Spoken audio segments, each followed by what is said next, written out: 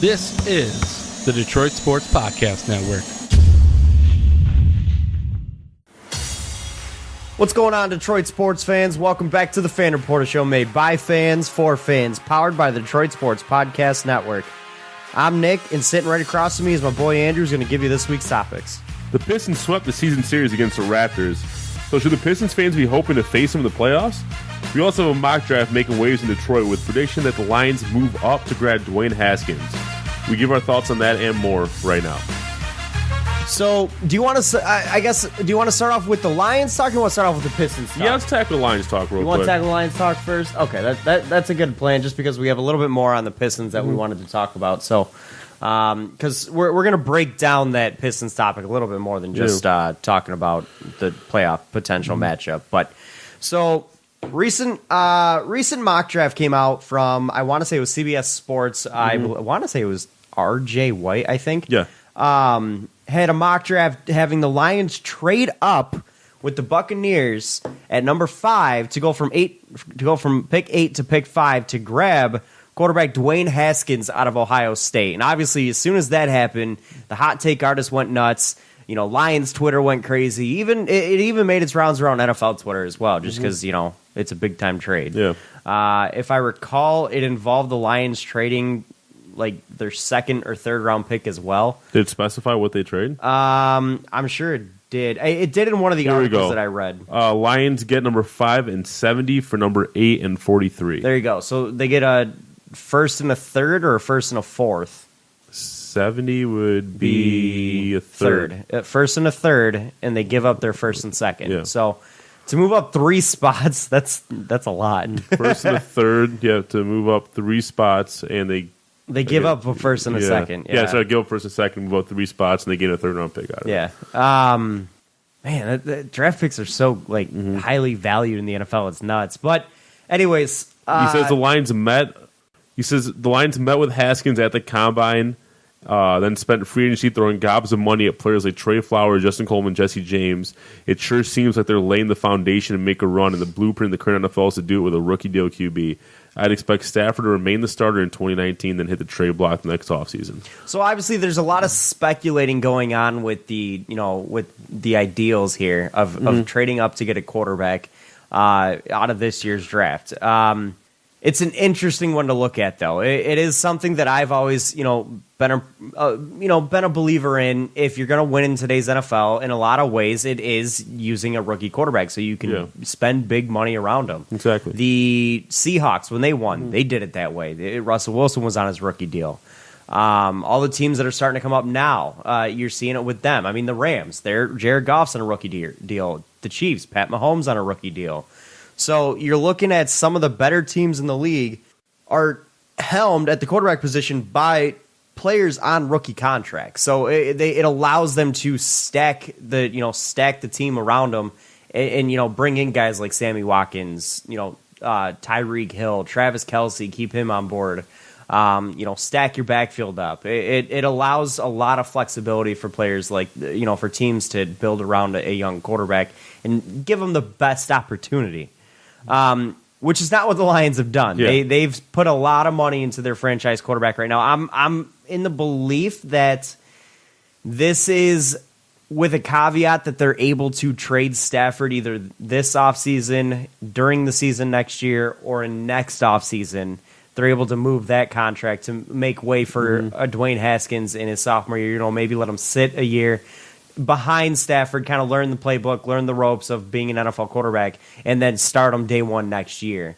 If they don't have belief that they can do that, then I don't think there's any shot that they do this. There'd be no point. Yeah, but do you think it's even worth the cost right now? That's debatable. I mean, take out my feelings towards Matthew Stafford. Taking out my feelings towards Matthew Stafford, I like the idea of having a quarterback on a rookie deal. Well, for those who don't listen to the show, what are your feelings, Matthew Stafford, so that they can kind of get some context here? I think he's a good NFL quarterback. I think he's a top 15 quarterback in the league, but I don't think he's even close to elite status. He's got elite arm strength, but he throws the ball too hard sometimes. He doesn't put his receivers in the best situations. He misses throws. He misses reads. He doesn't, have good pre-snap abilities. But he's a solid quarterback. He's better than most, but he's not quite good enough to win it himself. So he needs elite around him. Yeah, He needs agreed. an elite pass rush. Agreed. He needs an elite run defense. He needs, an elite receiver to make up for some of his shortcomings, Agreed. or a real solid running game, which is something he really hasn't ever had. Yeah. He had an elite defense a couple of years. I believe it was 2014. They had the number 2 defense in the league, and then they got screwed out of the win in Dallas in that playoff game. But he needs help if he wants to be a winner. And in today's NFL, it's tough to get that. Especially if you're trying to build it through free agency. It's building through free agency works in the NBA. It works in Major League Baseball. It does not work in the NFL. It hasn't. It just doesn't. You can never build a foundation through free agency. It's too expensive. Yeah. You can, add pieces to your foundation and take a team from good to great, but trying to build a foundation through free agency in the NFL is not a recipe to win. Look at the Eagles back when they created that dream team that they had. When they had Deshaun Jackson, they brought in Michael Vick, Nnamdi Asomugha, Asante Samuel. I mean, that team on paper looked ridiculous. Yeah. And it was put together primarily through free agency. And what did they do? I don't even think they made the playoffs. So I thought they went 8-8. Yeah, I can't remember what that team's record was. Like, I still remember the hype surrounding that team. It was a massive disappointment that entire team was. So, that ideal doesn't really work in the NFL. You can't build through free agency the way you can in other sports. It just doesn't happen. You need to build through the draft, and it makes it a lot easier when one of your core pieces is on a cheap deal like a rookie contract at the quarterback position. It makes it easier to build, or because that is your core. Your quarterback in your core, foundational piece is something that's massively important. Gone are the days of the Ray Lewis, Ed Reed led defenses that can have Trent Dilfer as their quarterback and nobody cares because their defense is so good. The game's not even played the same way. Yeah. So I just went off on a total tangent. Yeah. But you're right with the Eagles to go 8-8 that year. Yeah. But again, I like Stafford. I do not love him. I don't know that we can win with him unless we get him some serious help around and paying the amount of money that we have and, covering up as much cap space as we have. I mean, the cap hit for Trey Flowers, for the 3 guys we signed this offseason that are going to be under contract next year, so take Julian Edelman out of it. Their cap hit is $31.5 million next year. Yeah. That's a lot. It's only like 12 3/4 this year. Yeah. So they really, really loaded those contracts to where it's going to hit heavy next year, and then it gets worse the year after. But this year is where their opportunity's at. So this makes me believe that they're going to give Stafford one more shot. One more shot to do what he's going to do. Whether that means that they're going to trade up to grab Haskins, that could be foreshadowing. But at the same time, I do feel like Stafford's going to get a shot this year to try to do something. Now, as you were saying before, your feelings on Stafford aside, what were your thoughts on, is this worth the cost of a first and a second round pick to move up 3 spots, grab Dwayne Haskins, who we don't know how he's going to pan on the NFL, obviously he's a rookie, but do you think it's worth the cost? Well, let me ask you a rhetorical question I actually want an answer to, because I know the answer. So it's not a rhetorical question. I know, but I know the answer. How much do you value a quarterback? Oh, immensely. Exactly. Yeah. So I would tell you right now, if you believe that strongly in a guy like Dwayne Haskins or Drew Lock or whoever, even That's Kyler what it comes Murray, down to. Do you believe that strongly in Dwayne Haskins? I don't know. I'm not the one that was at the combine scouting him. I Yeah. didn't talk to him physically. I didn't, I haven't, gotten to really, deep dive into the way he plays football. What I do know about him, he's a very good pocket passer. He's not very mobile, obviously. Yeah. He's slow as hell. It's not your prototypical Ohio State quarterback. No, it's very much a pocket passing quarterback. Even though Ohio State's pedigree with quarterbacks is up the sour taste in my mouth. The Troy Smiths, the JT Barretts, They're the all Cardell very Jones, different than, Terrell Pryors. Dwayne Haskins. Yes, they're very different from what Dwayne Haskins is as a quarterback. But he is a much more of a prototypical NFL quarterback. Yeah. So whether or not the Lions are Bob Quinn and Matt Patricia and the scouts are looking at Dwayne Haskins saying, this kid's got the stuff to be something in the NFL. That I don't know. I don't know what's going on in their boardrooms and their in those offices. But if he is that good, and if they truly believe he is that good, I would not be opposed to them making this trade to move up to get him. Because again, I am comfortable with them trading Matthew Stafford for a first or a couple of firsts next year, giving him one more shot, If it works, awesome. You got a young quarterback for the future, and you could still trade Stafford, or you could trade Dwayne Haskins. He'll still have great value. I can almost guarantee you that. So you think Stafford is movable? Oh, absolutely. His contract's not as bad as it was when they signed it initially. That's very true. That's how it always works out. Exactly. It was the quarterback the quarterback that was up to get his new contract. Yeah. Andrew Luck was that guy once. Kirk Cousins was that guy. Aaron Rodgers has been that guy. The only one who's not ever been really that guy was Tom Brady, even though he deserves it. But he's always taken a discount with the Patriots. So, but again, Matthew Stafford right now is my quarterback. But if they believe this strongly in Dwayne Haskins and want to go the model of getting cheaper at that position to build around it, I'll put my blind faith in Bob Quinn and Matt Patricia to make that decision. If they believe that strongly in doing that, then fine. I don't disagree with the mentality or the method. I just don't know that I agree with the player.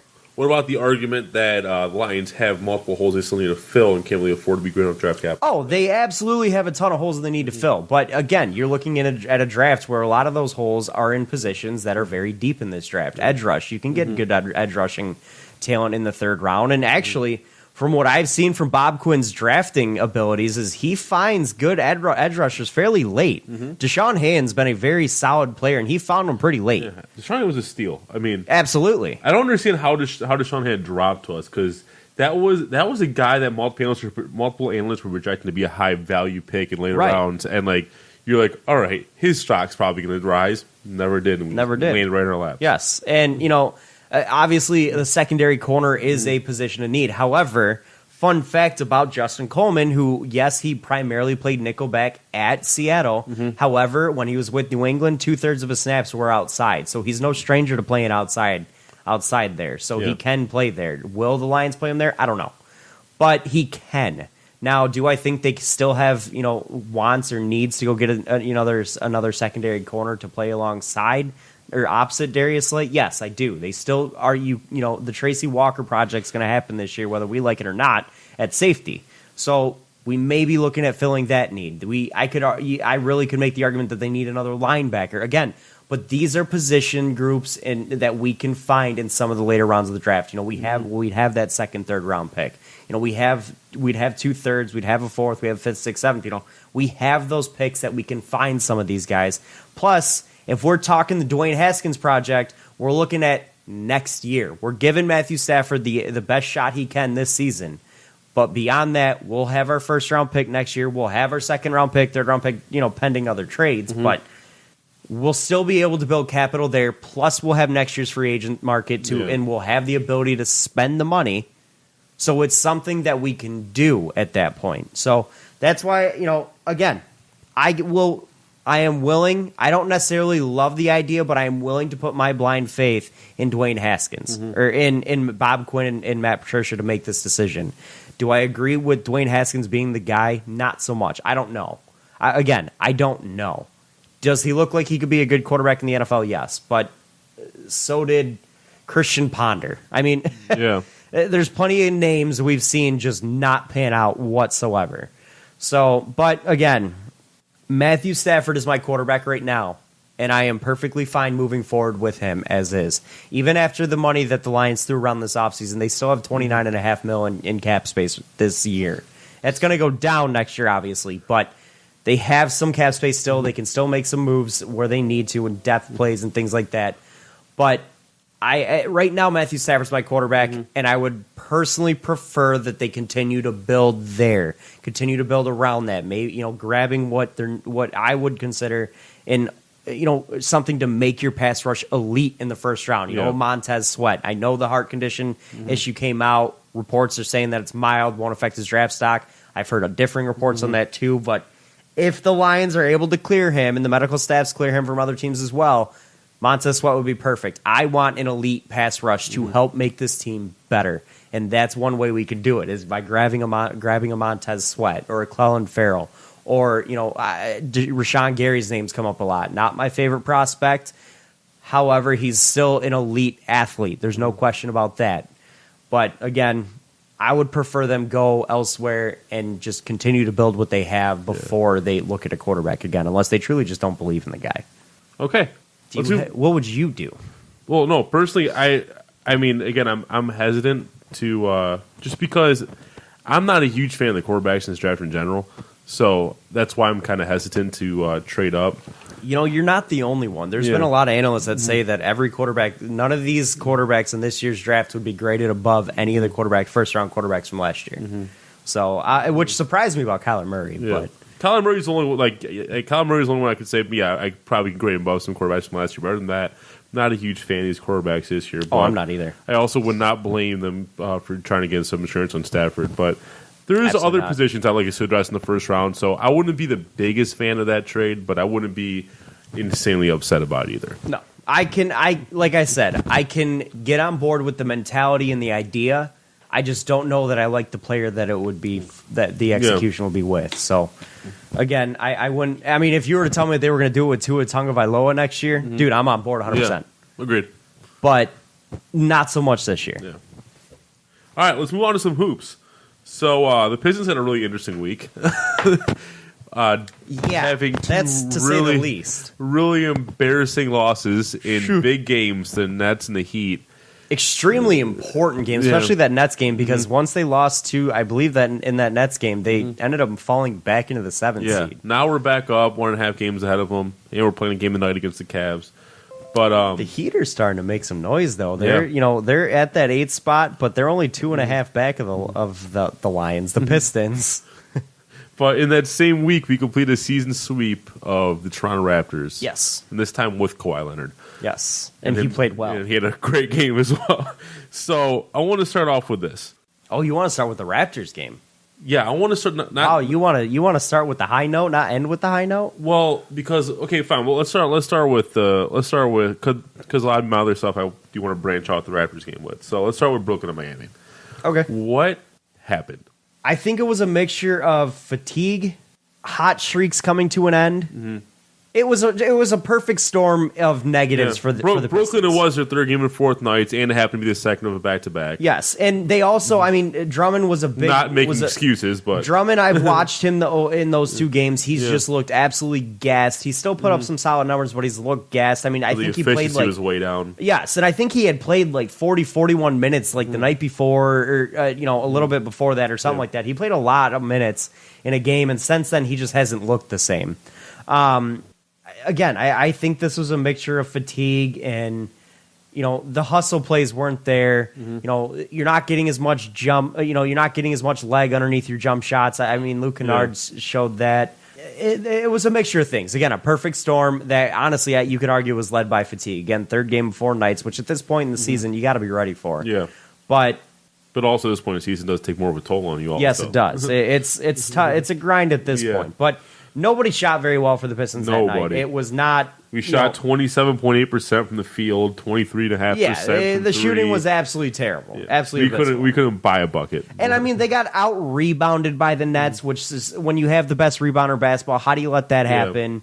Their assist numbers were way down. They just didn't have the hustle that the Nets had that night. And honestly, the biggest factor Jimmy didn't show up. They just legitimately did not biggest show up. factor for me in this game was the points in the paint difference. 24 for the Pistons, 54 for the Nets. They outscored them in the paint by 30 points. That's hustle down there. That's grabbing the offensive glass. That's getting inside and bodying someone, and they just weren't doing it that night. They weren't willing to put in the massive effort it takes to score down low or stop someone from scoring down low. They were settling for jump shots and not making any of them, obviously. So, again, I think fatigue was a massive factor in this game, without a doubt. Yeah, Dwayne Casey came on and said, one day you're the pigeon, one day you're the statue. Definitely today we were the statue. Was he referring that they got pooped on? Yeah. Inferring that they got pooped on? I don't know how much insight that gives to the game. But. It doesn't. I mean, it was a bad night. It was a road game. I was willing to give them the benefit of the doubt after this one of it being fatigue. They played absolutely terribly. Like, it was just disgustingly bad. Yeah.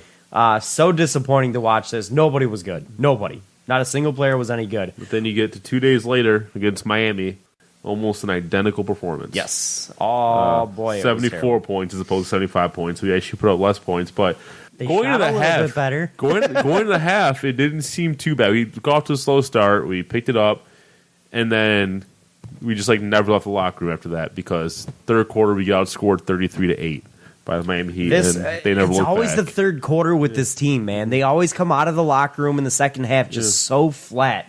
They shot terribly. They shot better than they did against the Nets, but they only shot 35%.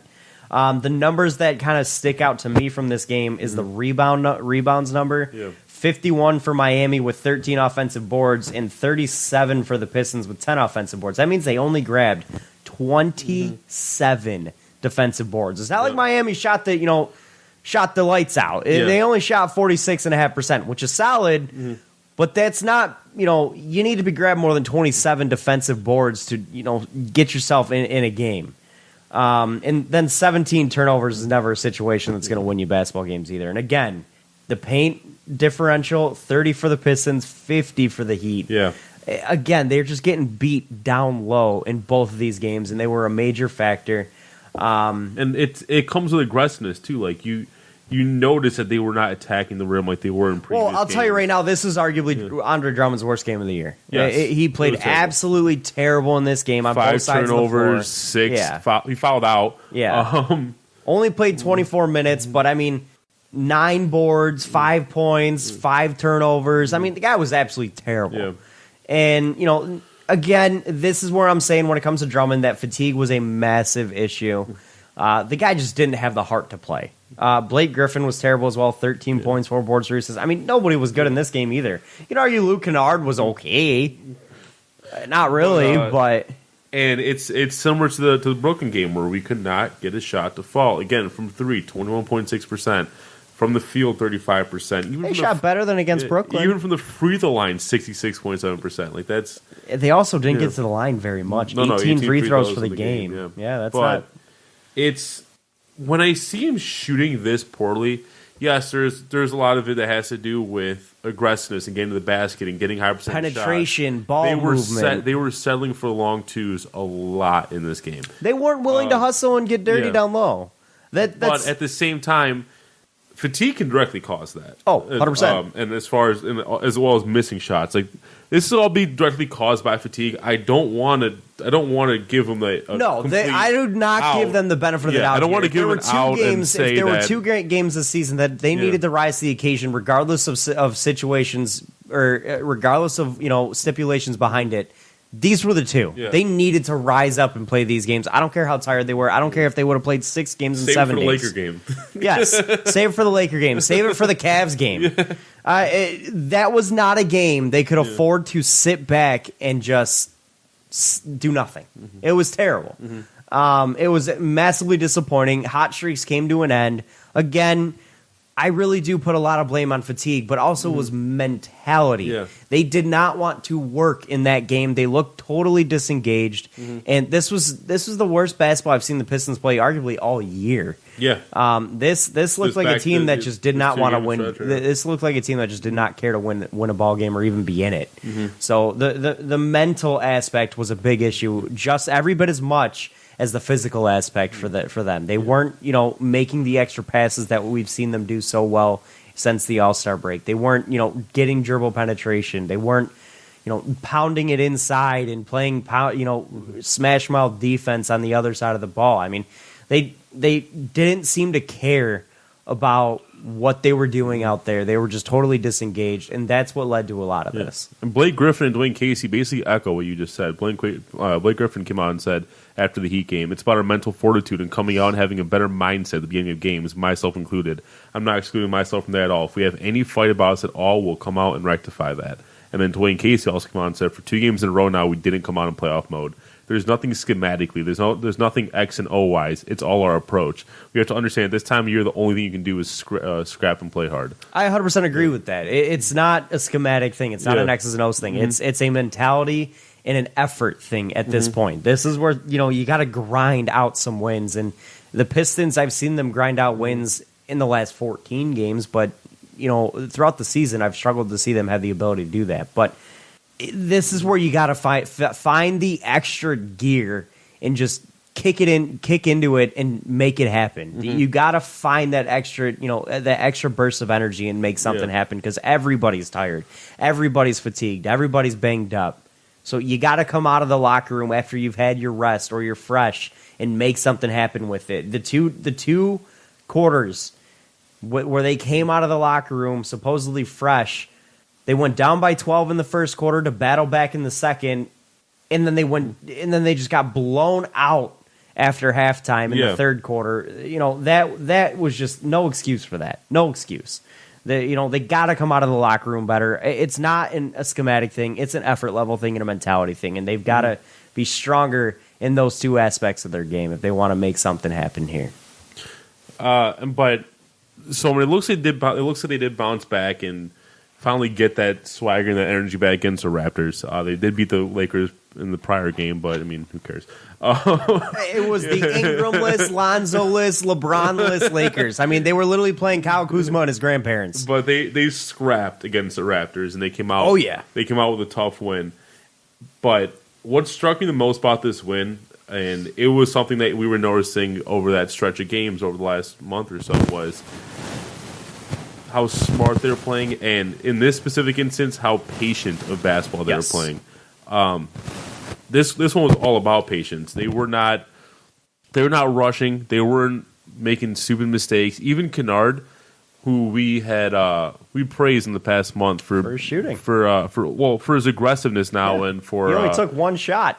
And how many shots did he end up taking? One shot. Yeah. And basically, this is why I'm so impressed by what he did. He didn't do anything defensively. Nope. He didn't do anything offensively, like shooting wise. But Toronto focused in on him defensively.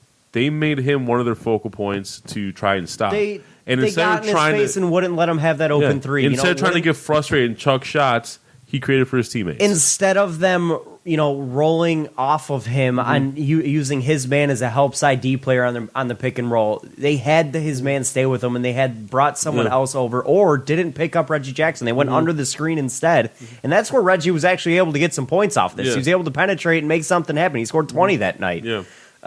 So he's obviously drawn the attention of some of the better defensive teams in the league for that reason. I mean, he's been a great shooter as of late, and a lot of teams have realized that and said, "All right, we can't bring his man off to help on a pick and roll. They've got to stay home and make sure he doesn't get the open shot."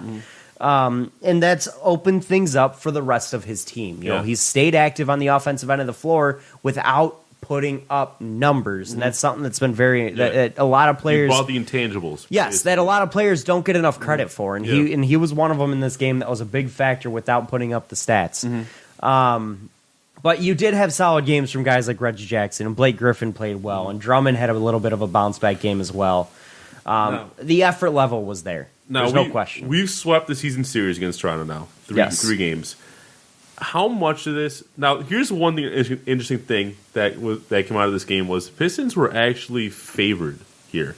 Yeah, I thought that was interesting. Favored in Vegas by 1.5. But if you look at about where the bets went in the money line, it was so heavily in favor of the Raptors. I have no idea how that spread moved, because it started with the Raptors -1, and then it went to Pistons -1.5. So how the spread moved, and 60% of the bets went, or 65% of the bets went against the spread went to the Raptors side, and then on the money line, 78% of the money line went to the Raptors. So I have how that spread moved. I don't know. Yeah, I don't know either. And Vegas is something, man. They know something. Yeah, I don't know if what they know is they're like Dwayne Casey. Was Siakam Dwayne Casey is like the Raptors' kryptonite. Was Siakam not healthy? I mean, because he didn't play that well. He did not. There's had to have been something there, but before we get into that, I did want to point something out, because I obviously pointed it out for the Heat and the Nets. Yeah. But something that showed me that the effort level was there and the mental fortitude was there. They out rebounded the Raptors 44-38, including on the offensive glass 11-7. Yes, it is. Fantastic rebounding team. They had fewer turnovers than them. The mental aspect there, only 10 turnovers. The points in the paint for the Pistons, 58-34 was a big factor as well, and that's something that I brought up in the previous two games. That was a big reason why they lost those games. They weren't getting down and getting dirty. This game they did. They fought. They battled. They grinded out a tough win against a good basketball team. And that was something that I really wanted to look forward to seeing them do this late in the year. And it came in the fourth quarter. The third quarter they came out, and got beat defensively, especially because the Raptors put up 37 points in the third quarter. But in the fourth quarter, they battled back and made it happen. Yeah. So it was important for them to do that. They didn't even shoot that well from three. 30% from three is not good. But they made it happen elsewhere. Mm-hmm. And that was what was important for in this game, and that's how they came out with the win. Yeah. Agreed. So what I wanted to ask you here, and Vegas aside, is how much do you credit Dwayne Casey specifically for us being able to sweep the Raptors in the regular season? Is it a lot of him knowing the weaknesses of that Raptors squad? Well, this is a different Raptors squad. You got to remember that. This is Kawhi Leonard, not DeMar DeRozan. They still a lot of the same players. Yes, but your point guard's still the same. Your heart. Yes, but they work a lot differently with the guys that they've inserted into that lineup than they did last year. Siakam's playing a much more effective role. Kawhi Leonard's played a much bigger role. Jonas Valanciunas is gone. Marcus Gasol's a different player. It's a different team, especially at the starting lineup. You can argue that Kyle Lowry is really the only guy. You could also say, having worked so closely with Nick Nurse, he's learned his tendencies. You can argue that, yes. I give credit to Dwayne Casey for making this team what it is throughout the whole season, not just against the Raptors. Yeah. I think schematically the Raptors are a little bit different are quite a bit different than what they were last year. The offense moves through their small forward as opposed to their point guard and shooting guard as it did last year.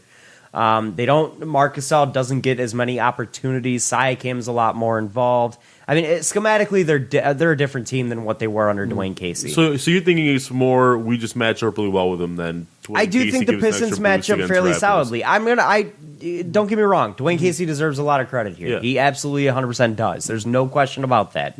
He's coached this team to the best of his abilities, and he's helped make this team as good as they are. Yeah. Very few coaches can do what he's done with this team this year. Because again, I don't consider this roster that great. No, I agree. So, but that's throughout the whole season, not just against the Raptors. So I think he has somewhat of an advantage against the Raptors. Yes, I do. I think he knows a lot of Kyle Lowry's weaknesses or Van Vliet's weaknesses, even though Van Vliet had a good game against the Pistons. But I think it might be more so he just knows what Nick Nurse likes to run. He may. That depends on how much leeway he allowed Nick Nurse to have when he was head coach. He may not have been able to. What the rumor was Nick Nurse basically he did run the offense. Yes, he did design their offense, and that is something that you can look at. But it's definitely something. Kyle Lowry didn't even play. Yeah, he didn't even play. No, Kyle didn't. No. Van Vliet. That was Van Vliet's debut after. Yeah, he started Van Vliet. Yes. But either way, guys like Van Vliet, Anunoby, Norman Powell, those guys, he knows their tendencies. He knows how they play. Actually, this roster is very different from last year's team. Very different. Because, again, I don't even consider Siakam as part of that because he's such a different role this year. Oh, he's such a different player this year. I know. He's a most improved player. Going through their roster, because Anunoby even plays a little bit bigger of a role. But Kawhi's different, Siakam's different, Marcus Gasol's different, Danny Green's different, Jeremy Lin's different, Van Vliet's the same. Anunoby is probably considered different. Norman Powell, I think, is the same. Was he rookie this year? Yeah, he was drafted this year. Oh, so he's new. No, I thought it was last year. I thought OG was last year. I'm pulling up. Norman Powell's probably the same, but Pat McCall and Eric Moreland are different as well. So that whole team's different from what he coached. So schematically, you may not have the same style of as what Dwayne Casey was used to, but yeah, you're right. 2017. Yeah. Either way, he's able to understand what Nick Nurse likes to do, and he's able to slow it down. Yeah. There's no doubt about it. So, but either way, and probably even more so defensively, he's able to find the weaknesses in that defense with the guys that they have and make something happen with that more so than shut them down offensively. Yeah. So that's, again, Dwayne Casey deserves a massive amount of credit. I think it's a little bit coincidental that it's the Raptors that he's been so good against, but I still think that he deserves a lot of credit for how his team is just throughout the whole season. So, all this being said, as a Pistons fan, are the Raptors suddenly your ideal matchup in the playoffs? I definitely don't want to touch Milwaukee. They destroyed the Pistons this year. They match up. You don't have an answer for Giannis. You don't have you don't have an opportunity against a team like Milwaukee. I'm telling you right now. Yeah.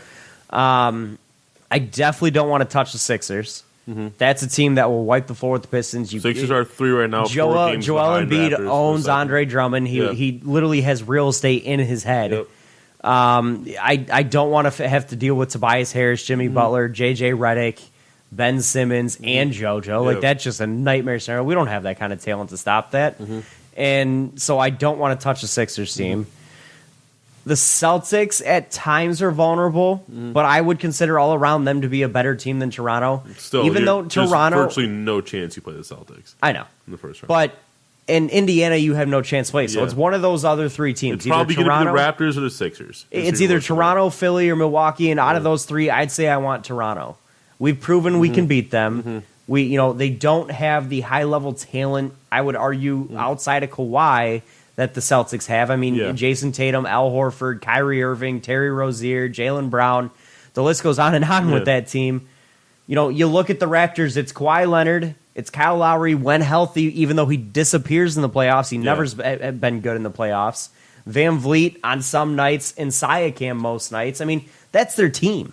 So, and those guys you can match up against. Drummond can match up against Gasol. He's a little bit different as a player from him, but Siakam can match. We can match up against Siakam. We can match up, against the only one who's really someone we can't match up with is Kawhi. Yeah. So I would much rather play Toronto. Which we kind of gave Kawhi what he wanted and just shut down everybody else. Is what we ended up doing. I've been a big proponent of that since LeBron's been in the league. But I think the Pistons match up best against Toronto. What do you think? Is Toronto the team you want to see the Pistons face? Yeah, obviously we have the best track record against some of the top 3 teams, and in order to play Toronto's 2nd seed right now, they have a 4-game lead on the Sixers. The Sixers are 3rd seed. So, and we're about a game and a half right now ahead of the Nets. We would either have to drop to 7 or hope the Sixers can cover that 4-game ground. So what you're saying is you want the Pistons kind of throw a few games here and there.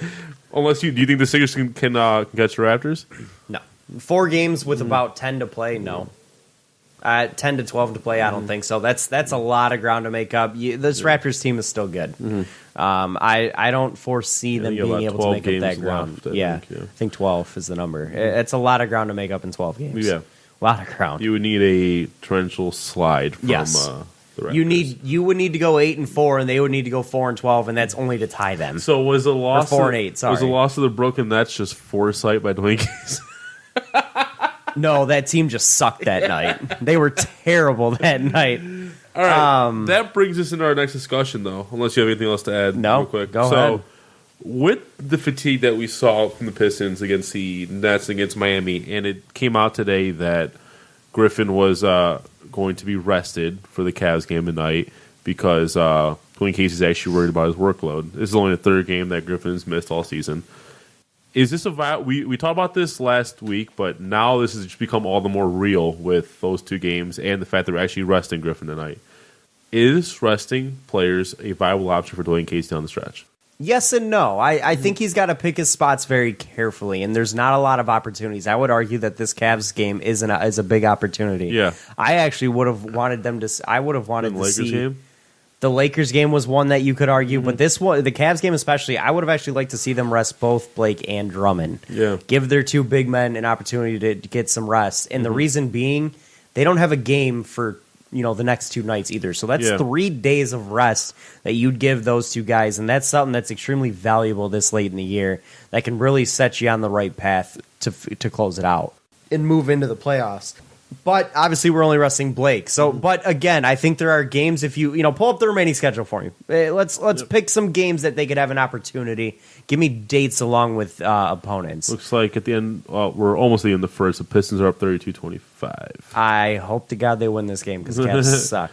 All right, so your remaining opponents here. Let me pull up their schedule. But I think the if you schedule's no cakewalk the rest of the way. No, it's not. But you got to pick your spots. Cleveland night, obviously. After they got Phoenix. That's a game Phoenix, you could rest. Yeah. Honestly, you could argue that sit both Blake and Drummond that game as well. That would give them 4 days of rest. So this is the start of a road trip. So this is Cleveland, and then 2nd game of the road trip out. Then we head out west. We go Phoenix, and then we hit Portland and Golden State on a back. Well, Portland just lost CJ McCollum for an extended period of time. But we got Portland and Golden State on a back-to-back. Yikes! And then might. And then 2 nights later, we have Denver. I might rest some guys in the Golden State game. Just kind of throw nail it in. Yeah, just that's a tough game I would regardless. like to see if we can compete. I would not. That game? That's an 8:30 p.m. start time. Really? Golden State game. Is that a TNT game? No. I don't No? know. Okay. No. But then we got. I mean, you might start seeing the Pistons get some of that national spotlight. They're they're not a joke anymore. Then we're in Denver. Oh, that's a tough game. Close out that road trip. And then we're back home against Orlando and Portland again. And then we do a home and home with Indiana. That the home and home with Indiana is one that weekend. And then we travel to Oklahoma City. We got to be careful here with resting guys. I think you can rest guys in the Golden State game. It's the second half of a back-to-back. It's a game that you don't necessarily need to win. It's one that would be nice to pick up, but it's one that you're not really expected to win. So just saying, screw it, let's just mail it in. It's the second half of a back-to-back on a West road trip. I'm okay resting some guys there. Phoenix, I'm okay resting some guys. The rest of that trip, I'm playing people. Yeah. But then Indiana, I may rest players against them one game. But outside of that, I think that's it. You're in Oklahoma City, and then I'm you're playing home that. against Charlotte, home against I'm playing Memphis, those. at New York to close out the season. Memphis, I might rest. But those are games that are potential. Obviously, I'm not going to rest everybody, players in all of those games. I'd rest against New York. Well, yeah, I would too. Last game of the year, too. Yeah, fair enough. I would rest some players in that game. But, I mean, these are just opportunities that they By the way, rest. you want to talk about expensive ticket prices. New York is still charging $60 at minimum for those tickets. That's a joke. Is that at LCA? No, that's New York. Well, that's because Madison MSG, Square Garden. yeah. That's Madison Square Garden. That's different. That's New York. They can do that. We can't. We're not New York. Yeah. But, no, I think there are some opportunities to do it. Memphis, New York. One of the Indiana games, the Golden State game is one that I think you could afford to rest just because the second half of a back-to-back late in the year. I feel the Golden State, in theory, it makes total sense. I feel like it's a bad look, though. We're probably not going to win this game anyway. Sure. So. I mean, it also depends. Do you want 6 or 7 seed? But I think in theory it makes sense, and I think that's what I do. It's because that's a very physical team as well. Yeah. And I don't want anybody getting hurt. Not in that game. Right, not that way either. Let's close it out with a trip to the rumor mill. Ooh, I like rumors. So Dan Favale, Bleacher Report, he put out an article of trades, breaking down the most realistic potential trades of the NBA offseason for when we hit the offseason. And one of the trades he has here, of the 5 trades, brace yourself, Mike Conley to Detroit. Why? This still hasn't gone away? Oh, it's gotten worse. Oh, God. Detroit Pistons receive Mike Conley. Why? Memphis receives Reggie Jackson. No, thank you. John Lure. You can have him. You can have him. 2019 first after we draft him, after we draft the player. Get out of here. That way, we can also trade our 2020 first and not, be in trouble with the league. Yeah, get out of here. I will not give up a first round pick. He says this for way Mike they get to Conley. keep Kennard, who they've been, because they didn't want to trade Kennard. Fair enough. I don't either. He's like, this way they get to keep Kennard. But so I'm like, what? I'll pass. I'll pass all day on that. Why would we want 33-year-old Mike Conley at that abysmal contract? Well, why? He's often injured. He's obviously slowing down. He's 33 years old. His contract's ridiculous. What the hell's the point of this? Why? That doesn't make us any better. How much of an upgrade is Mike Conley to Reggie Jackson? If Reggie Jackson continues to play at the level he's been. Not that much. And Reggie's cheaper and younger. Why would we ever give up a first-round pick from a we're talking about a first-round pick that's going to be, mid to late first. But it's a piece we can add to this roster that played well this year, exceeded expectation, made the playoffs, and something we can build with. Why would we trade that away? Exactly. I'm lock in your roster again. John Lure can take a walk. That's fine. I don't care. I like John Lure as a person. He's just not been anything for us ever. But Reggie Jackson, I'm not opposed to trading anymore. But I'm not rushing to get rid of him right now. But, why would Mike Conley be the guy that we would give up Jackson? Exactly, like a 32 in a first-round pick. Honestly, I think you're including that first-round pick because they're taking John Lure's contract on. Although, that's an expiring deal next year, isn't it? I can find out. Yeah, find that out for me. But either way... You might be right, though. I think it is. Either way, though, so we're giving up an expiring deal that's expensive, so it's $10 million, if that's true. So it's no, he still has one more year left on his deal. Okay, so it's a bad contract still. Yeah. I mean, it's not horrible, but it's bad. But but his deal was front loaded, so next year's the cheapest year of his deal. Oh, is it? Okay, at $9.5 million to play 6 minutes a game in garbage time. Got it. No, no, thank you. I'm good. I don't want to see this. I don't want Mike Conley on this team. He's not going to add anything to it. And you're again getting rid of the opportunity to have a future with this franchise. You know, how long is Blake Griffin going to be a viable, as good as he's been? This is the best year of his career. Is he going to be as good next year? Drummond, he ain't going to get any cheaper. And he's, we're going to eventually need to re-sign him years to come. Obviously, I think Conley's contract will be done by then. But I don't want to see this. I don't want to see Mike Conley in a Pistons uniform ever. Yeah. So, how do you feel? No, I totally hate this. I hate it when we were talking about one pick. Now we're talking about two. They were talking about trading both picks? Yeah, they said 2019 and 2020, but for 2019... I didn't know you were including that 2020 pick in there. Because they were saying that the 2019 would be after the draft. That way it would be legal for us to trade our 2020 as well.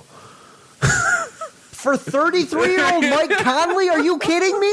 Who's making that trade? Who made this up? I want a name. I told you, Dan Favale. Give me the receipts. Dan Favale, Bleach Report. Well-respected writer. He should be fired. I sound like Stephen A. Smith over here. He should lose his job immediately. No, I would never want someone to lose their job. I'm kidding. But at the same time, what kind of take is that people that he thinks Mike Conley, 33-year-old, often injured, very expensive Mike Conley is worth 2 first-round picks? You should see what he thinks the Cavs can get for Kevin Love. I'd rather have Kevin Love than Mike Conley.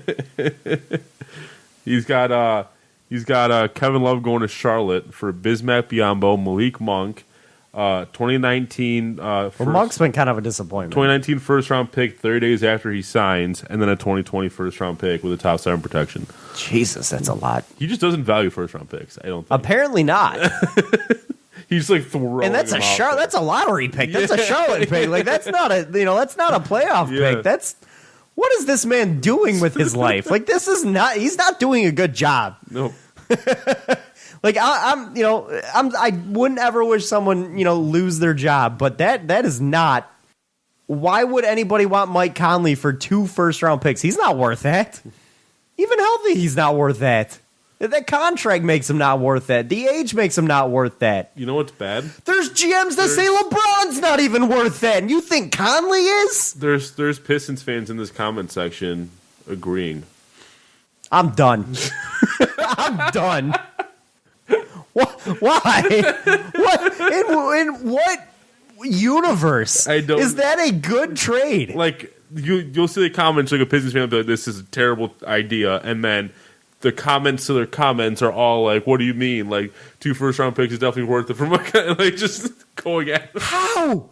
What does Mike Conley bring that makes it? Again, there are GMs who think LeBron's not even worth a lottery pick. Oh, man. 1 lottery pick. LeBron freaking James. How is Mike Conley worth 2 first-round picks? How? Yep. That makes 0 sense. Do I think LeBron James worth a first-round pick and a lottery pick? Yes, absolutely. But there's GMs out there who say they wouldn't even trade a lottery pick for him. I think they're talking out their ass. I'll tell you right now, if the trade was presented, you give me your first-round pick this year, and I'll give you LeBron James. There's not many teams that wouldn't jump at that. But what makes you think Conley's worth that? Can you give me one reason? No, just one. I have 0 reasons. Sorry. I can give you reasons why he's not, and I did. Yeah. Plenty of them. Yeah. Anyway, this was fun. I thought it'd be a fun way to close out the show for us to just. This was fun. Just tear that to shreds. Anyways. Oh man, that was a good time. Anyways, though, thank you guys for listening. Obviously, as we near towards the draft, we're going to start breaking down some more NFL draft coverage. Yep. If stories come out about the Lions, we'll continue pumping those out and discussing them as well. And as we kick it into playoff time for the Pistons, we're going to ramp that up as well too. So. But thank you guys for listening. We hope you enjoyed it. Exciting Check out times in Detroit sports world. What? Said exciting times in Detroit sports world. God, we haven't been able to say that in a while.